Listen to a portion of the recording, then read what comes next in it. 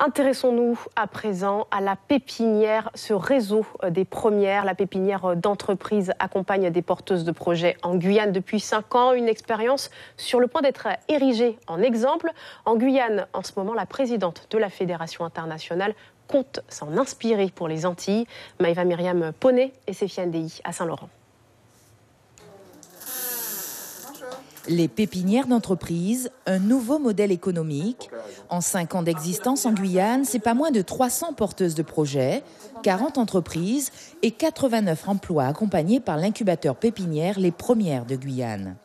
Des femmes avec des idées innovantes, à l'exemple d'Elisabeth. Elle est au départ diététicienne et s'est lancée il y a 2 ans dans la réalisation de repas diététiques.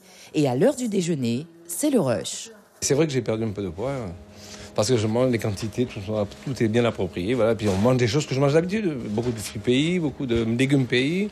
Choses qu'on ne mange pas. Enfin, je ne suis pas habitué à manger, mais là, je les découvre avec plaisir et voilà.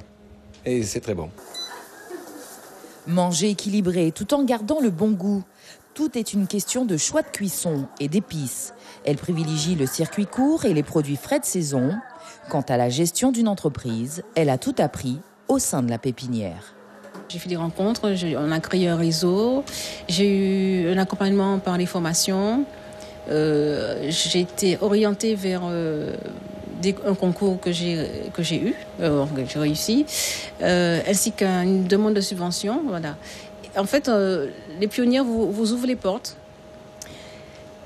Ils ne font pas le travail, tout le travail, c'est à vous de faire votre travail et vous utilisez cet outil pour pouvoir réaliser ce projet. Satisfaction aussi pour Drupa. Elle est artisan chocolatier et propose des confiseries aux saveurs originales du terroir. Awara, couac, gingembre, cacahuètes ou piment. Une confection minutieuse et artisanale qui demande de l'ingéniosité. Pour décortiquer les fèves de cacao, c'est le système D. C'est un aspirateur de garage. Et puis, les tuyaux PVC.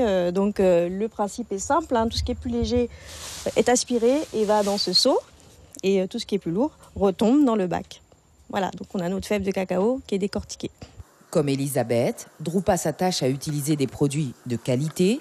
Elle collabore avec un réseau d'agrotransformateurs de l'Ouest guyanais.